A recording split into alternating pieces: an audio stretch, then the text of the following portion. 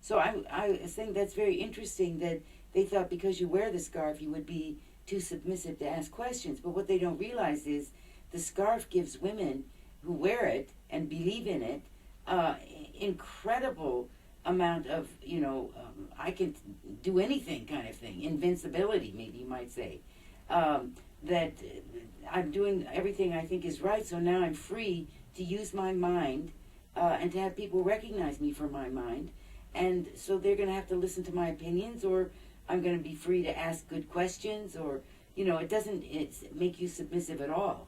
Right. I mean, it takes a lot of confidence to wear it. Yes. And in this culture. In this culture, yeah. And, it's been a challenge, but it's also been, there's some rewards behind it, too. I mean, I think because I wear the hijab probably more than most Muslims, I mean, it's just such a sign of being a Muslim. I mean, there's a story I should probably relate.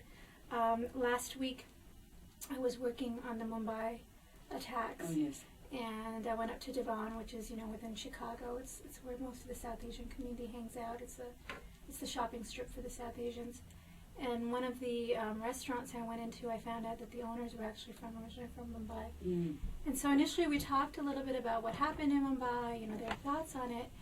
And at the end of the conversation, just as I was ready to tie it up, the gentleman that owned the restaurant wanted to talk about Muslims and his encounter with some Muslims and how, he had questions and would I answer them. And again, with the average Muslim, I don't think he would have dared or he wouldn't have decided to do that. But because it's such a symbol sitting on my head, it just opens you up to dialogue, I think. And yes. So it gave me an opportunity to talk to him and to explain to him that, look, not all Muslims believe in extremism. A lot of Muslims think it's wrong.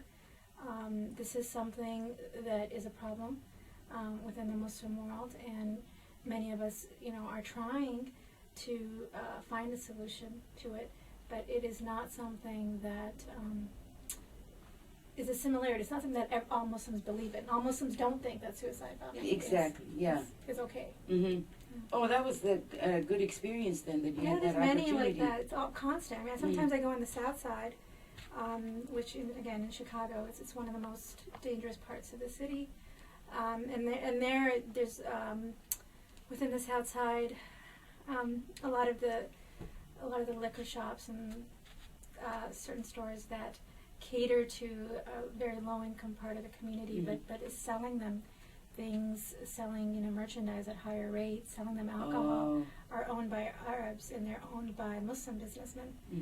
So a story I did a few weeks ago involved a young 13-year-old who was killed in a gang war. He wasn't a gang member, but he was shot in a community where there was a lot of rival gangs, and there was always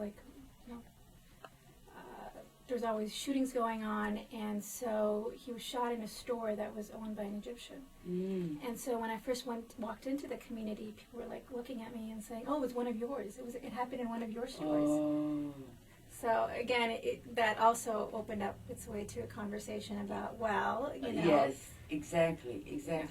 Well, mashallah, I mean, you have such a wide variety of career. I mean, journalist and, wanting to be book author. And I understand you're also an entrepreneur, that you have a shop where you sell scarves in Chicago. Yeah. So how did you get interested in that side of yourself? I think it's a lot of it's just creativity. When you write, it just opens your brain up to being creative in many other ways. I mean, I also paint and I do other things, and so this scarf story just came about because I like pretty scarves. I like pretty scarves, and I started wearing things from places that I had been, and a lot of my friends would ask me, "Where'd you get that? Where'd you get that scarf? Where'd you get that shawl?" And so then I thought, well, wouldn't that be a good idea to start something where wherever I was traveling, I'd pick up scarves or textiles. Oh, yes. And so that's how it was born. But it just comes out of my love for textiles and pretty things. Oh, that's wonderful. Yeah.